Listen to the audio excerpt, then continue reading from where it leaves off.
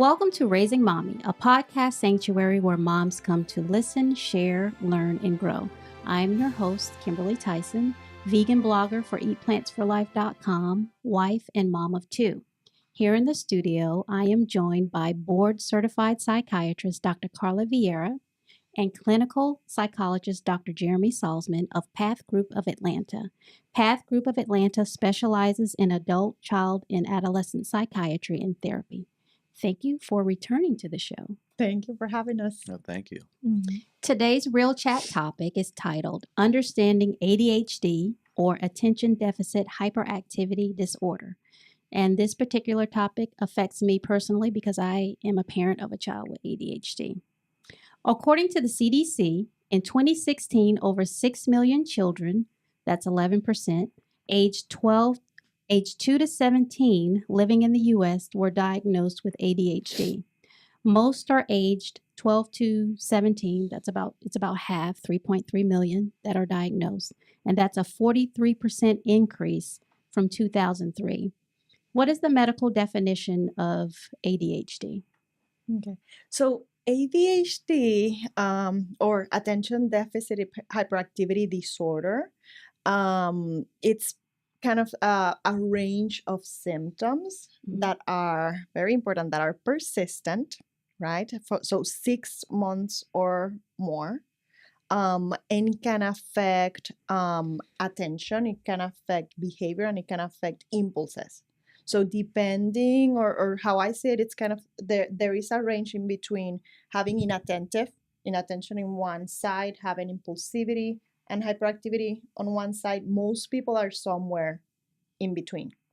A lot of people think about ADD. ADD doesn't exist anymore. Okay, I was going to ask you that. Yes, exactly. So how we see it is either it's mostly inattentive, mostly hyperactive impulsive, or a combination.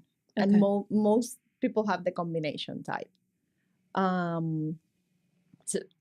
So there are different types of ADHD? There is. Okay. There is. And just like what Karla was saying is that it sort of falls on that range continuum to paint a picture for the audience. Is on one side, on one end is the inattentive type. And on the other end is the hyperactive type. And in the middle is that combined type, which you were saying that most people fall into. Okay. And like with inattention, you have people that have trouble sustaining attention for long periods of time, the inability to complete tasks or follow through on tasks, the forgetfulness, the being disorganized. A lot of parents come in and say the room is a mess, or their backpack's a mess, or some key signs, losing things. There's a lot of different symptoms that go along with inattention. And on the other hand, the hyperactive type, where you see these parents are saying, or the teachers are saying, the kids are, bouncing off the walls. They look like they're driven by a motor. They're squirmy or fidgety. There's interrupting students or touching other students. They can't, keep them hands to themselves. So those are sort of the two different ranges for the inattention and the hyperactivity. Mm-hmm. And important to know that it's not developmentally appropriate, right? Because of course you can see a 3-year-old moving around and not being able to control themselves, but that is appropriate for that age. So when it's not appropriate for the age, and when it creates a problem in functionality, going back to that main word, function, it's when a diagnosis can be considered. And it has to be also in 2 different settings, which in kids, it's usually, of course, home and school. Okay. It cannot be just on one setting. Okay. So how does it affect them with their school activities? So it typically affects them with being able to focus on the teacher. They interrupt other students, so other kids are being affected and not being able to learn. Sometimes they're not turning in assignments, or they forget assignments. They're not taking good notes, so it affects their academic performance, but it also can affect them socially. How does it affect them socially usually? So typically, what I see is that they have trouble forming relationships. They kids with ADHD tend to be less cooperative and are not able to share as well with other children, that notion of reciprocity. As well as with kids with ADHD, often don't realize how their behaviors are affecting others around them. So what happens is that other children start avoiding them, and because they are either excessively active or they're impulsive or emotional or display that aggressive behavior. I even see it a lot with like personal space. Like since they're more impulsive, they tend to be, like you mentioned, like not keeping their hands to themselves. So kind of like invading that personal space, which can be uncomfortable for a lot of kids, especially if it's this kid that tends to be a little bit more on the shy side or a little bit slow to warm up. They might not want to be touched as much. So they go and touch them or hug them, or they can be bossy, like let's do this, and the other kid can feel uncomfortable. So what causes it, or is there a cause? The cause is multifactorial, what we call multifactorial. So there is a lot of things that are happening. Science is still kind of lagging behind a little bit on exactly what is going on. There is a genetic component. Most kids with ADHD do have either a parent or a relative with it, even if it has been undiagnosed, which we see a lot. And there is also kind of like the triggers in terms of, for example, I see right now in school, school is much more challenging than what it used to be before.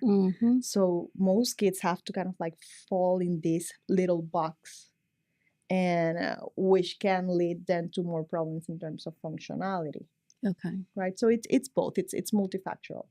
So how is it usually diagnosed, and when?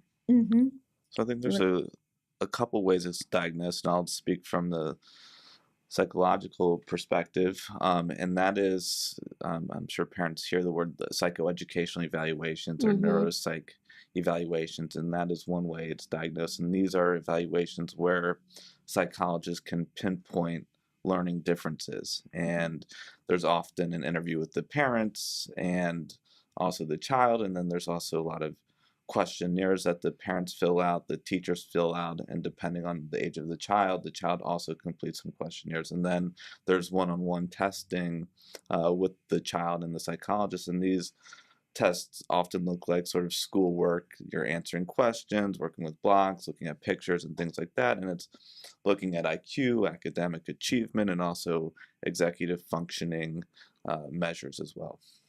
From the psychiatric standpoint, it's done a little bit differently, right? For any psychiatric condition to be diagnosed, the most important thing that we have to assess is that that the symptoms are not related to a medical condition, and that the symptoms are not related to a medication or a substance. Right? So there is, when we see, for example, like poor concentration can come up from a lot of different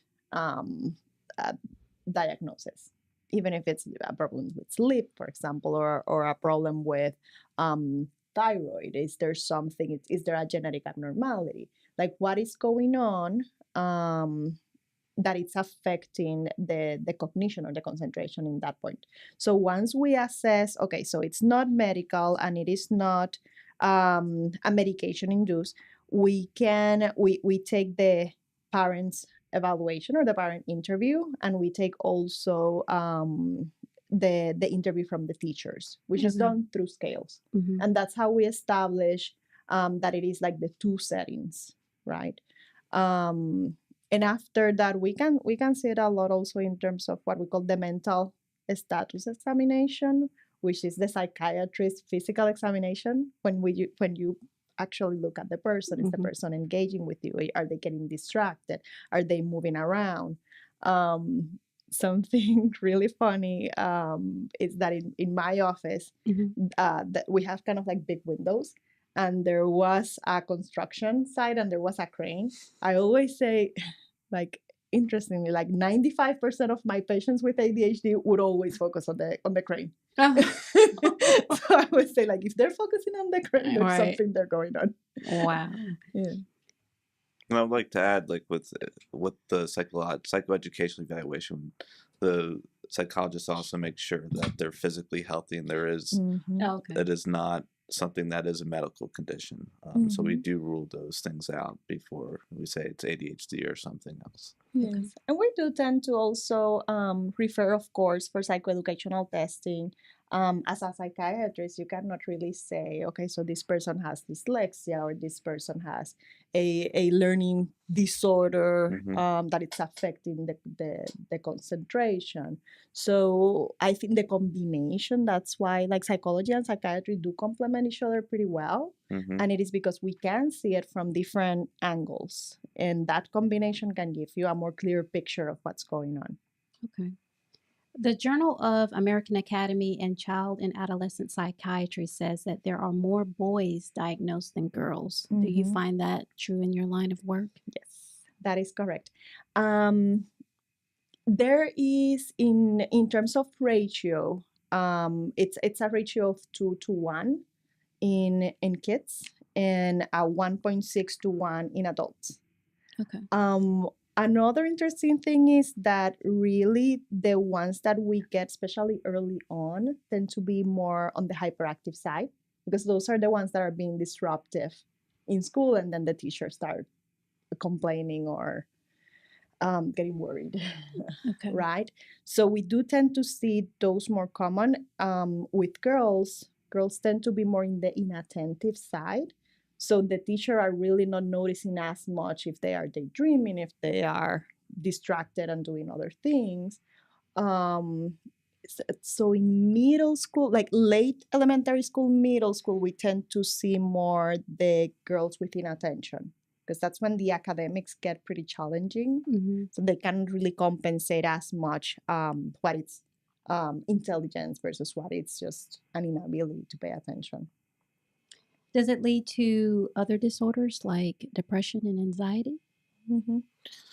Yeah, I think as someone diagnosed with ADHD, whether they're more susceptible to anxiety or depression, that may be the case. But one of the bigger disorders that is often diagnosed or seen with kids with ADHD is oppositional defiant disorder. Kids that are diagnosed with ADHD are 40% more likely to be diagnosed with this disorder. And what, in brief, what this disorder is sort of how it sounds, is these kids are oppositional. They often argue with parents or authority figures. They defy the rules. They may, steal or be sneaky at things and not getting along with peers.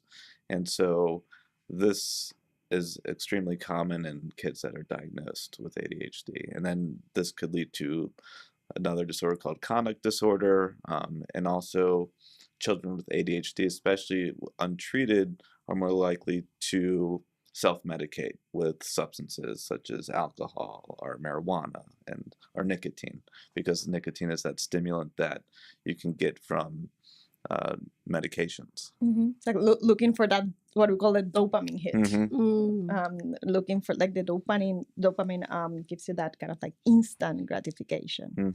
And going back to what you were saying, they're definitely much more at risk of anxiety and depression. If you and it even makes sense, because if you have a kid that they're trying to do well in school, they're trying to pay attention, they're trying to do things, and they're really not accomplishing it, then they start thinking, so am I dumb? Am I not smart enough? They do tend to get much more negative comments from parents and from teachers, especially those that are hyperactive and they're moving around. The teachers are always kind of like, so you have to stay in your seat.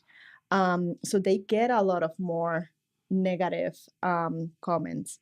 I think that early treatment is important because you haven't gotten a lot of negative experience in your bag yet, right? Like the more that it happens, like the more that we let it without treatment, and that doesn't mean necessarily medication, but without treatment in general, the more negative experience you're accumulating and the more it affects your self-esteem, which can of course lead to depression. Right. And it can, like you mentioned, it can lead to like seeking substances. Like I want to feel better, so let me take this drug or this other drug. And if the drug actually helps their concentration, then sadly it's kind of like a reinforcement Mhm. of let's keep doing that. So are they more likely to be impulsive? They are, yes. Okay. Yeah. Yeah, especially when, like what we were talking about, kind of like that range of inattentive versus Mhm. hyperactive and impulsive. Mhm. On this side of the hyperactive and impulsive, they do. They tend to be impulsive. So what's the treatment for ADHD? So I think the treatment is, which is really cool that Dr. Viera and I are both here, because I think it's twofold. It's the medication management piece, but also helping parents with parent management and helping them understand how to react to their kids when they are acting a certain way, as well as helping the children with social skills, because they often don't develop those appropriate social skills with their peers, and also developing new behaviors for them. So understanding if they are impulsive, how can you help that, like sort of counting to 10 before you do something, because not only are they impulsive with their actions, but they're impulsive with their words. A lot of times people are saying, well, I said it, but I didn't mean it, right? It just comes out and they go, oh no, right? And it gets them in trouble. So it's learning different ways for themselves, and each person is different in terms of their treatment and learning different skills to help manage the symptoms that they're manifesting. Mm-hmm. And with medication, that's Mhm. usually how if we're just talking impulsivity, they describe the stimulant, which is the first line treatment, kind of like as a break. So it gives you that space of time where you can really think before acting, instead of acting and then saying, oops, I shouldn't have done that, or I shouldn't have said that. Right. Right. So, and in terms of medication, then it of course helps with your ability to pay attention, which it helps in the moment, but also the more that you take it, the more it helps, because you start developing more coping skill, more organization, more techniques. It's very difficult to, if you have inattention, it's very difficult to stay organized, right? But then you start taking a medication, for example, and you start getting more organized. And then in your brain, it's like, okay, so if I do this in this with these steps, I probably can get a better result. So you start like the kid's brain is still wiring, Developing. right? It's still developing. So you get those patterns more ingrained, which can help a lot in the future and as they grow older. I know Because it doesn't go away necessarily. I know one thing that I was concerned with Mhm. when my daughter was prescribed medication is, will she be on this forever? How long is she going to have to take this? Mhm. What do you usually tell parents when Great they have question. that question? Okay. So interestingly, like how we see it is the rule of the thirds, right? Okay. So a third of patients with ADHD are gonna are going to need medication all the time, even when they're adults. Okay. The second third are still gonna have ADHD, but are gonna be able to manage the symptoms, so they might not need it. And then there is that bottom third that just outgrow the symptoms. So if we think about it, like 2/3 of kids are really not gonna need medication when they are adults. Okay. The other thing that I think it's important in that, it's also like what we were talking about, like the school setting tends to be this box, and everybody has to fill this box, and everybody has to do the same thing. As you grow older and you go into your career, you can really choose a career that kind of like fits your personality. So you can look for a career where you need to go multitasking, or where you need to be kind of a little bit impulsive in terms of talking with people. So looking for that, you can do the accommodation yourself, right? In school, we provide like what it's called the 504 plan or an IEP, depending on what it is, and they have to provide those accommodations. But as an adult, you accommodate yourself. Right. You say, okay, so I need to turn in this project. I probably need like 2 weeks to be able to complete it instead of 1 day. Right. So as you learn, as you're older, you provide those accommodations for yourself. How important is establishing routines with your child? Very important. Yeah, it's very important. I think, what I often tell parents, the more structure the better, because that allows the child to understand what are the expectations, whether it's at school or at home. And so providing those expectations and routine, they're able to start understanding and implementing what is needed to get things done. And so they're not surprised if something changes. They really understand. And the expectation shouldn't just be verbal, but also visual. So the kid sees it, whether it's posting things on the refrigerator or in their room. It just really helps them understand what needs to get done, whether it's chores or homework or activities, the schedule. So it's not a surprise for them. Mm-hmm. It's very common, especially at home, when as a parent you tend to give a couple of instructions Mhm. at a time. Mhm. A kid with ADHD can only really One at a follow time. one. Mhm. One Sounds at a familiar. time. Yeah. Yes. So the more that you do those organization skills and more structure, then your brain is already gonna know. Okay, so I should do this first, this later, and this at the end.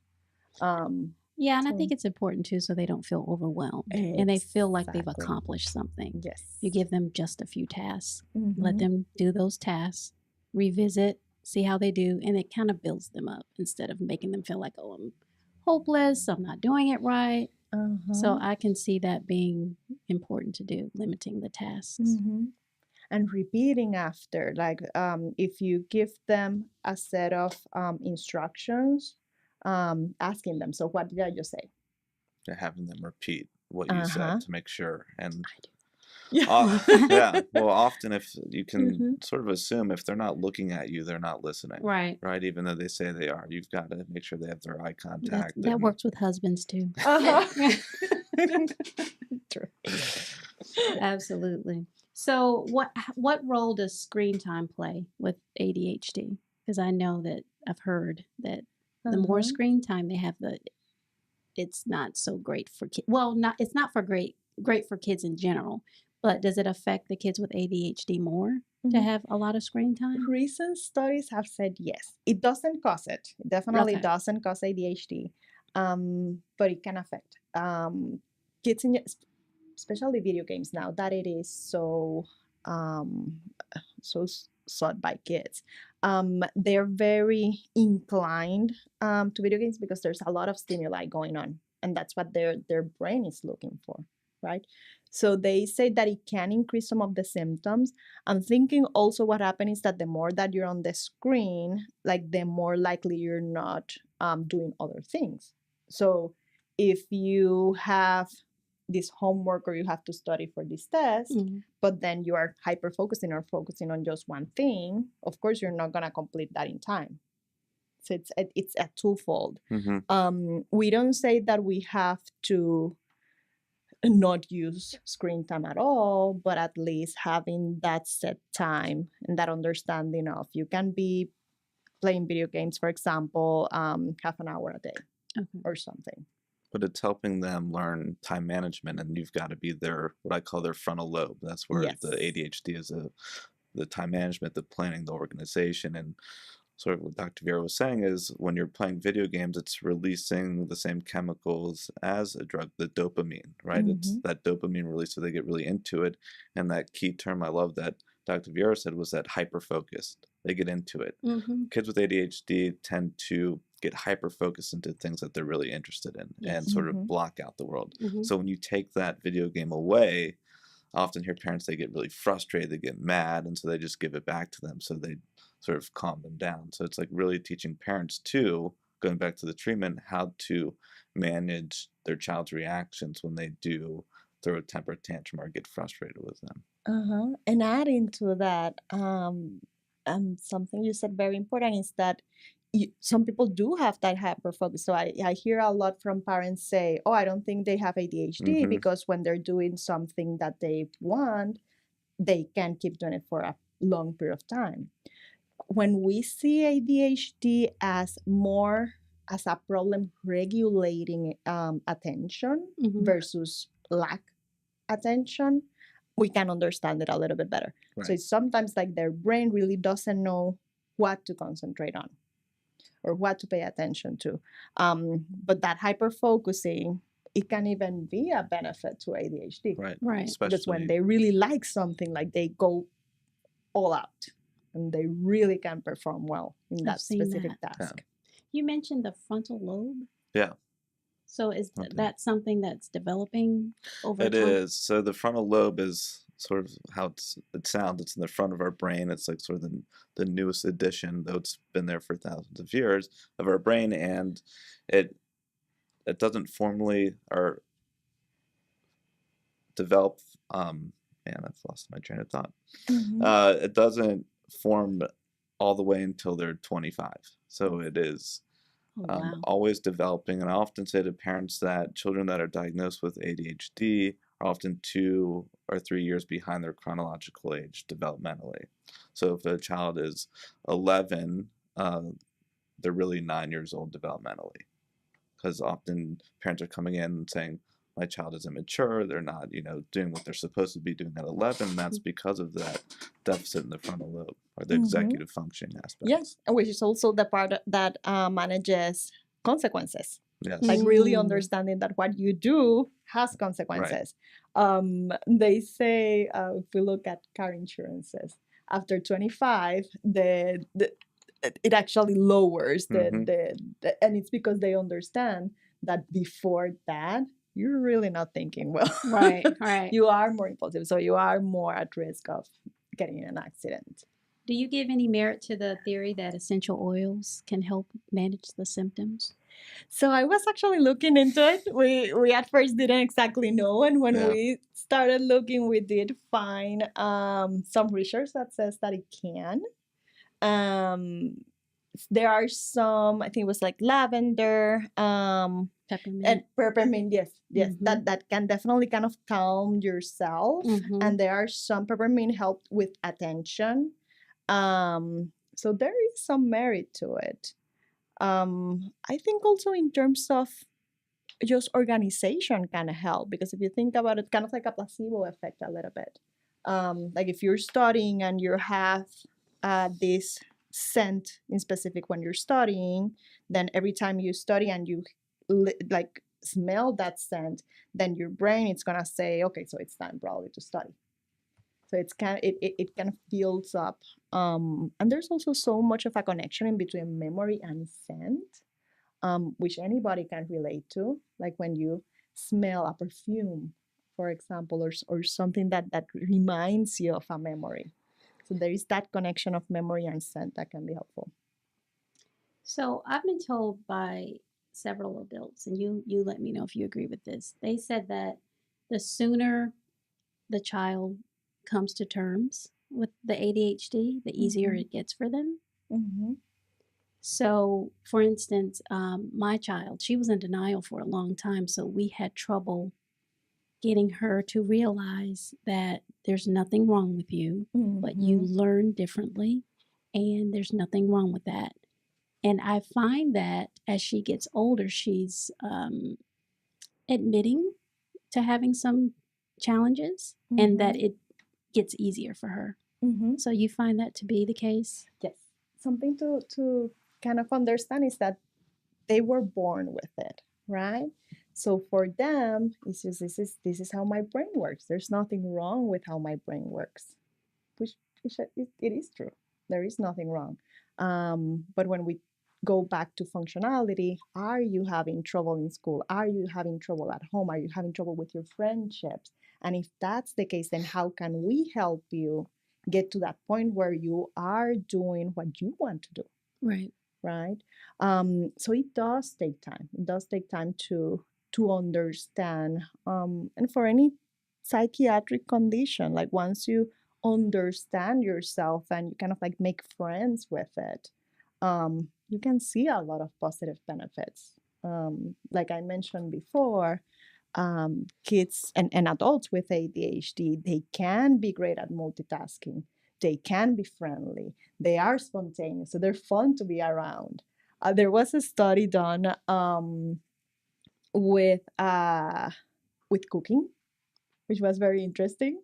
And they say that people with ADHD actually were better cooks because they are not they don't follow. They're not rigid at following a certain order in terms of ingredients. So they can start kind of like tasting and kind of like tweaking the recipes instead of just going like, this is the book and this is what I have to do.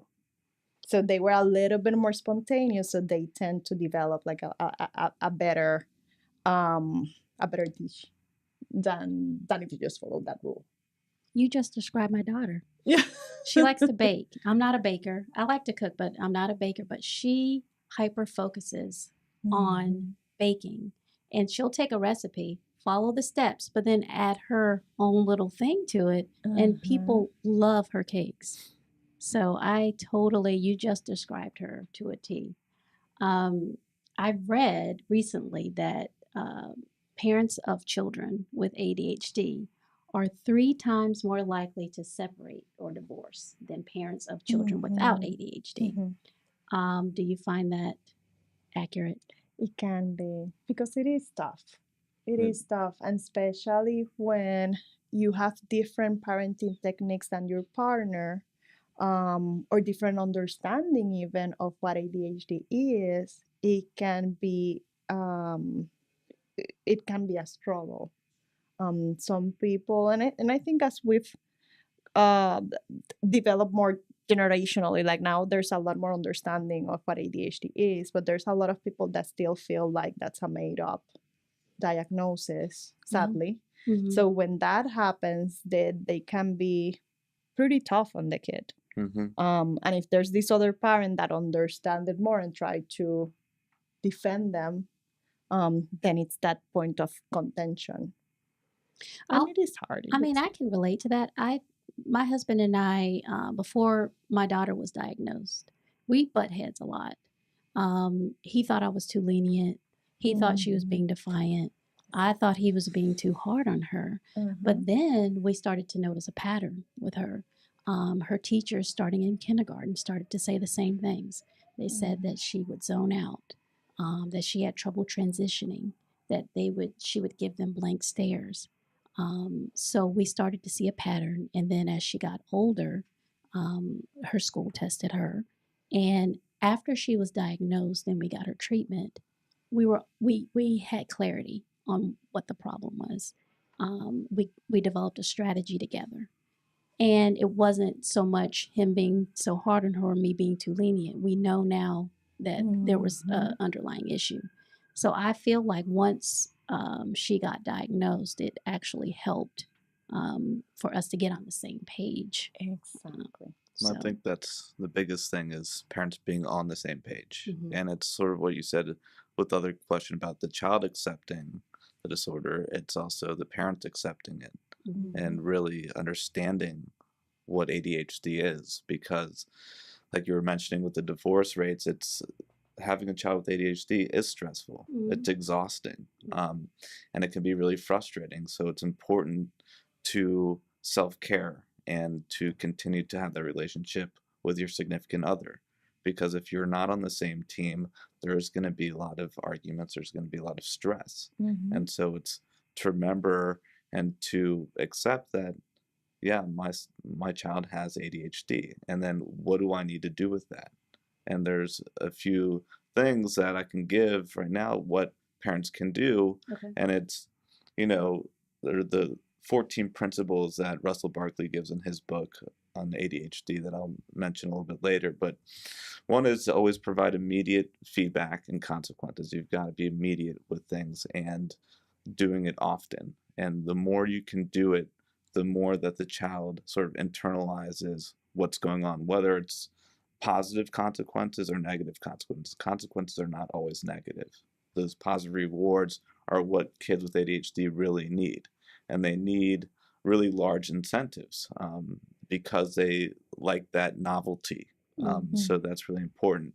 And I always tell parents that you have to incentivize before punishing, because kids with ADHD often are always hearing sort of what Dr. Viera was saying earlier. They're always getting that negative feedback, whether it's at school from teachers, principals, their peers. They also get it at home. So we need to, at least at home, create that safe space for them and try to give that positive reinforcement. I always say the 3-to-1 rule. For every 3 positives, 1 negative. And so also like we talked about a little bit earlier, time management. Kids with ADHD don't have good time management skills. So having those external cues such as timers, buzzers, whatever you can think of, and now with the technology these days that the screen time, you can shut it off with the iOS devices and the apps Yes, that they I have. love Apple. Yeah. Mhm. And, you know, also before starting something, like if they're having a friend over, hmm pulling them aside right before and saying, you know, remember to take turns, share, control your temper. That helps them cue in. And the biggest thing for me is for parents is be consistent. Follow through on what you're going to say, whether it's the reward or the consequence. Always be consistent. And being proactive, sort of, if you know every time you go to a mall or grocery store that your kid's going to wander off or throw a temper tantrum, before you go in, stop them, review 2 or 3 rules, be brief, like we talked about. You got to be brief. Set up some reward or incentive, and then also punishment, and follow through with that plan. And I think the biggest thing for parents to also understand is you don't want to personalize your child's problems or behavior. It's not your fault. hmm It's, you know, it's something that's happened, and you've always got to practice forgiveness. You got to forgive yourself when you blow up at the Mhm. kids. You got to forgive others that don't understand what your child's going through, whether like if you're at a restaurant and the kid's blowing up or being impulsive, you just got to forgive them. You also have to forgive your child. And so if you can practice from that end and understanding your child's disorder, it's going to be a lot less stressful for the parents. Mhm. And people in general, like we are all doing the best that we can hmm with what we have. And that includes everything. And it includes even if you have some struggles, if you like you're doing the best that you can. There's a small subset that maybe not, but that's a whole Yeah. nother Right. thing, right? Yeah, ADHD is not caused by bad Exactly. parenting. Exactly. And I think that's so important because I see that a lot. hmm Like a lot of parents kind of like blaming themselves when it's not. And in terms of not being on the same page, like we've mentioned before, most of the time there is one of the parents that have ADHD. hmm So if they're not that understanding, they can say, "Oh, but I managed. I was the same way, and I did well, and and look at me, and I'm an adult, and everything is fine. Why this person, like why my daughter or my son cannot do it?" Right. But they're different people, Right. right? They have different coping skills. They have different, um, they're just different. Different So times. different times, Yeah. absolutely. And probably a different level of ADHD to the parent. Exactly. Yeah. Exactly. Well, here are a couple of things that actually worked for us, and some of it will sound repetitive.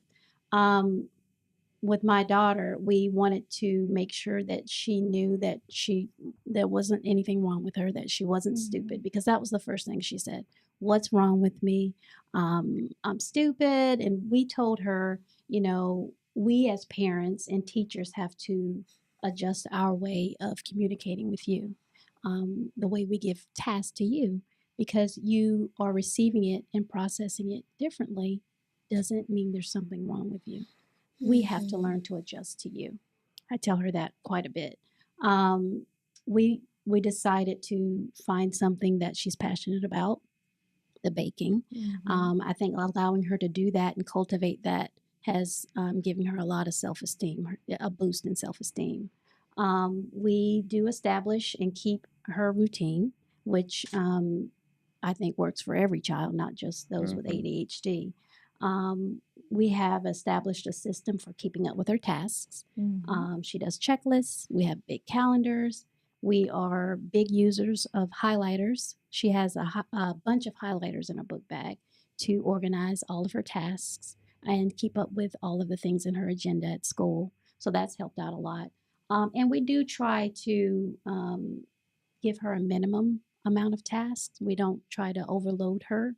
Or if there's a task that has multiple steps, we try to limit that because she gets overwhelmed and then she'll start to get frustrated. So instead of, making her feel, like she can't accomplish it, we try to limit the amount. And we find that that works really well with her.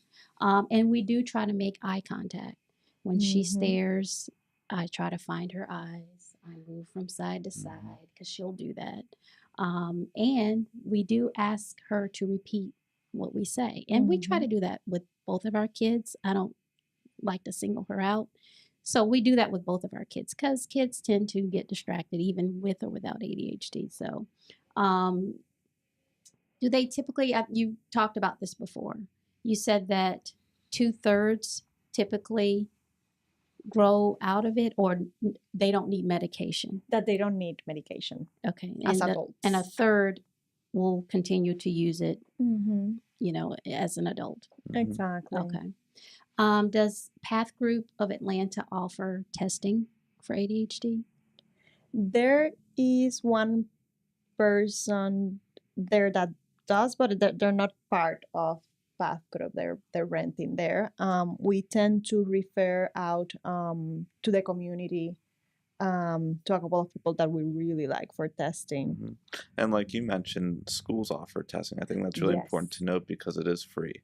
It may take a longer process, but every child that, if the teachers bring up that they're having problems in class or the parents are noticing, they have a right for the school to evaluate them and to put in a 504 plan or an individualized education plan, because that is required by federal and state law. So From it the doesn't have public to school be a system. suggestion of the teacher. Can the parent go directly to administration? Absolutely. I Okay. think so. You have to advocate. a Yeah, it's lot. advocating, it's knowing those buzzwords to get the testing done, but then the school has to respond within 30 days and start the process. So Did you have anything you wanted to add? You mentioned that you...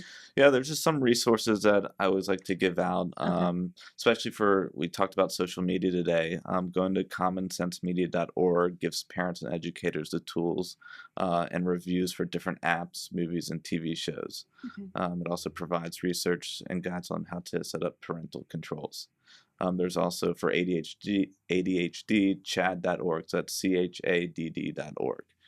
Also gives just more information on how to, more information on ADHD and how to advocate for your child. And the book I mentioned is called Taking Charge of ADHD, The Complete and Authoritative Guide for Parents by Russell Barkley. And a website that I love, well, it's a website and they have magazine also. It's ADD, like attitude, like ADDitude.org. That website, it's amazing. It has a lot of information and it's easy to understand, and it's a really good resource. I also found another one, the National Resource Center on ADHD. Their website is helpforadhd.org, and their phone number is 1-800-233-4050. That's 1-800-233-4050. Thank you, Dr. Karla Viera and Dr. Jeremy Salzman, for coming back to today's show. Path Group of Atlanta is located at 5504 Road, Suite 605, Atlanta, 404-235-5982. Or you can also go on the website at pathgroupatl.com. Thank you. Thank you for having us. Absolutely. Come back anytime. Be sure to find Raising Mommy anywhere you listen to podcasts. Check out new episodes every Saturday. Follow us on Twitter at RaisingMommyGA. Search for me on Facebook and Instagram at eatplantsforlife.com or Raising Mommy Podcast. Don't forget to email me at raisingmommy@appenmediagroup.com to share the random, fun, and sweet things your kids say, text, or do for our Off the Cuff Kids segment. If your comment is chosen for a future show, you will win a gift card. Remember, first names only, and please include the age or grade of your child. If you have a screenshot of the text or note or photo of the deed, please also include it in your submission. Thanks for listening.